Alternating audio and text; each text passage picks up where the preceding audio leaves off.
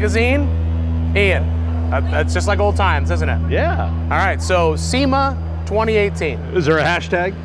I think they have an official hashtag SEMA 2018. Does Crawl have an official hashtag for SEMA? Crawl Magazine. But do you have a SEMA specific one? Not really. No? No. So, we're print, you know. Yeah. So this isn't like legitimately, you and I would both agree, this probably isn't our scene. But why does Crawl come to SEMA?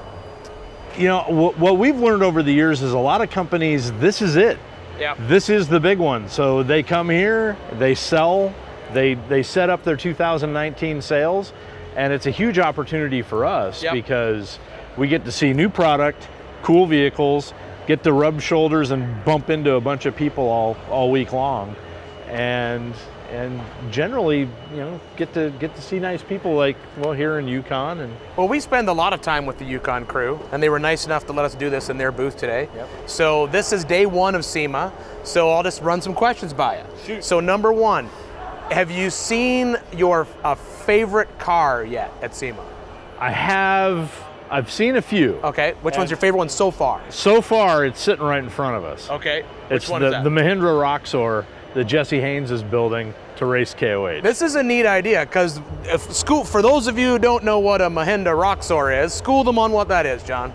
It's basically a turbo diesel powered CJ 5-ish, 7-ish. I don't know if you can legally call it. We're just calling it a Jeep-like. It is Jeep-like. Jeep-like a vehicle. It's a side-by-side, essentially, right? It's on steroids. Yes. On steroids. Do you think that Mahindra thought that somebody would do this to one of their vehicles? They may not have thought of it, but if they did, they were wishing. Good, I'm glad. Because it's gonna, you know what? It could be a complete utter failure. Yep. But the ball's for trying. Yep. You know? Okay, so that's favorite vehicle. What's your favorite part about coming to the SEMA show? So when you come to the SEMA show, you come to Vegas, get off the plane, you're here at the SEMA show. What is the first thing that John from Crawl has to do, whether it's show related or anything else? Anything else? Well, this morning at 4:10 a.m., my Labrador said, let's go outside and pee. So that's always fun, getting up a few hours early. But what I like is just seeing South Hall, off-road, checking out all the cool new stuff, and tires. You know, I'm a tire guy. Yep. I love seeing tires. There's always new stuff here.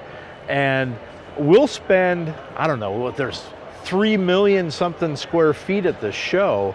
We'll spend 90% of our time in the South Hall upper looking at off-road stuff. So one thing I've noticed, and I think it's happened a lot, is I think there's more hardcore off-road in the past few years. Would you agree with that?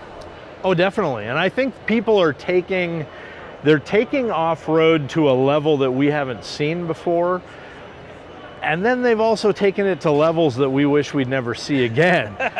Some of it, and you know, you start seeing the Brodozer trucks and things that'll never see off-road. I never thought I'd see a bogger on a 26-inch wheel, but I did yesterday. And you can't unsee it. I can't unsee it. It's just there forever. But hey, to each their own, right? Right. That's the beauty of this place, is that you finally get to see in one show everybody's opinions on how something ought to be done, even if they're all wrong.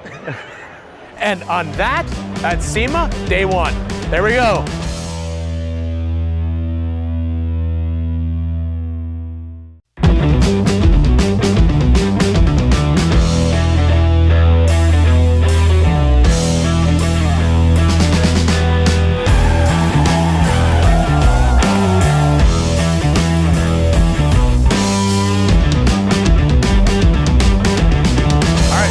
Let's talk springs.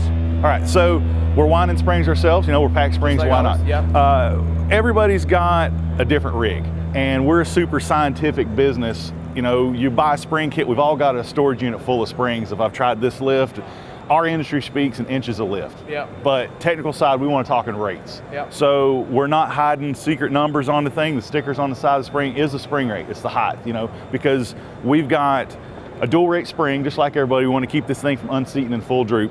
but we want to keep a softer rate initially. So from ride height, we've got about an inch or so of a softer rate before we get into it. So we're really tricking it into thinking we're doing some coilovers and a dual rate lockout. So we're doing that with our springs. We've got a couple different rates within each one of the vehicles. Same stuff, TJs, JKs, JLs, all the same things. And then we still got our racing line of stuff too. So that's been a nice lift kit version spring that we've got, and we're doing something a little bit better because you've always got to be pushing the new thing. We're not just making the same stuff as everybody else. And these are perfect for guys who are like, hey, I've got a this is the suspension system I've already got on my truck or on my Jeep, but I want a little bit, you know, maybe like you said, I put a tent on the back, or I've done this, or that, because the suspension you order off out of the box, it's designed just to lift your truck. Or your Jeep. And as of right now, we're not doing a lift kit. We're selling springs, we're selling components, and we want to kind of tailor. It might be a deal that you've already got to set up, but the thing's a little high, or we've added some gear, or we've changed the style that we're doing, the family's grown, whatever it is, we can kind of tailor that spring to really fine tune that last little bit of your rig. And if somebody's like super scientific and they're like, as a matter of fact, I've weighed my rig, here's what it weighs, here's my 4-corner weight, instead of just ordering a bunch of springs and guessing, they can call you and you'd be like, all right, this is the spring you'd need for that weight. The tech guys can work out a way to get together, you know, if we want to measure the install height, if we want to measure free length. A lot of times you can just tell us what spring you got. And we've went through there, you know, all of us in the competition together, we know what everybody's got, there's no secret, but we do it so we know what to help you tune to. Instead of just saying I have a version X, we know what that is so we can tailor that to what direction we want to go in the springs we're doing. Springs, those are important. They hold your truck up. I like them.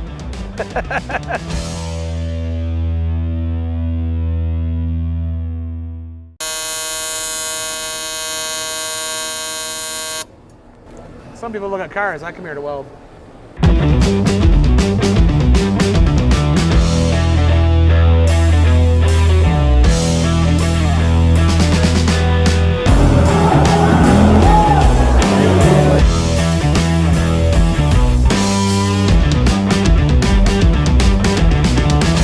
What's with the big truck behind us, Doug? That's our Welder Up Ironworkers edition. I think when you say it, you got to say Welder Up like that. That's our Welder Up Ironworkers edition. Ironworkers edition. Okay, what's the whole story behind this truck?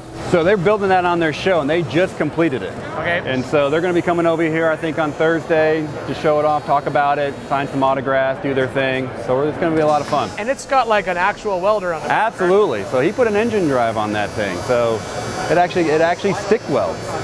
As they say, he put an own little engine. And then he has the right terminals, and it's stick welding.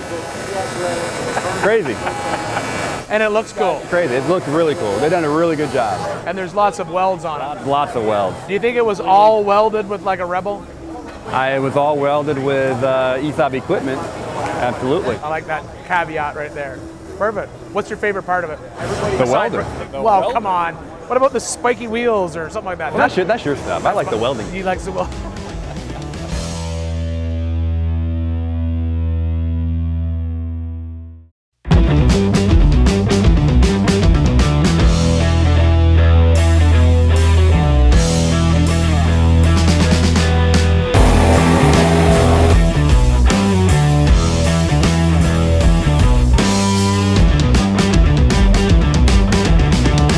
We were recently on the trail to SEMA with Power Stop Brakes, and we were in the middle of nowhere trying to climb over rocks at about 10 o'clock at night in Moab, Utah.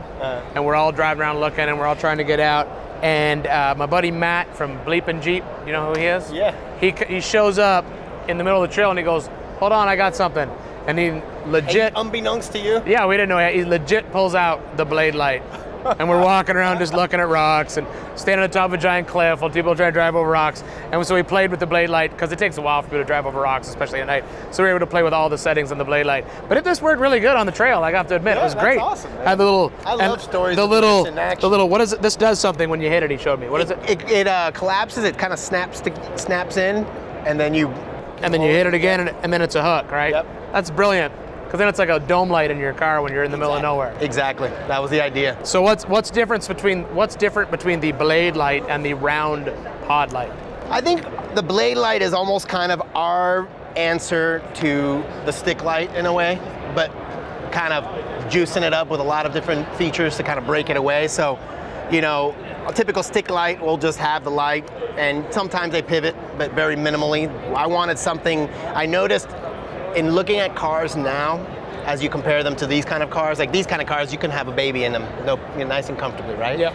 The newer cars have all this fairings and stuff, very, very slim spaces to get into. So I wanted something that can address that, and some of those stick lights really can't. So by doing this kind of real thin light that's able to go 360 degrees in this direction, 270 in this direction, I think you kind of open yourself up to a lot of more flexibility in this light, and capable of doing a lot more than just simply being your traditional stick light. Gotcha. I also added some features.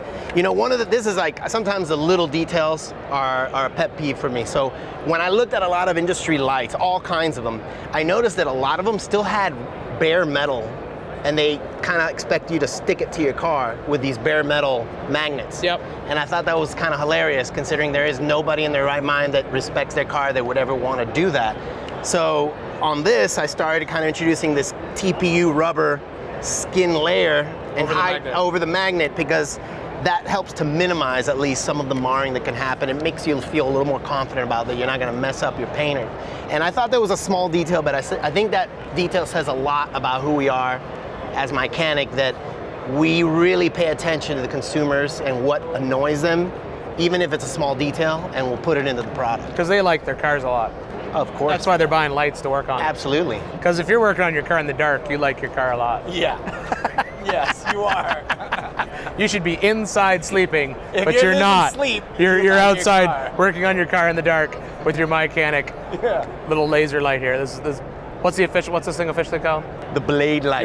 You're outside in the I dark. have to say it with that little, You have the to say- blade you have to say it like that? All right, I'll say it. You're outside in the dark. You should be in your house asleep, but you're outside working on your car with the blade light. Did I do it right? Yes.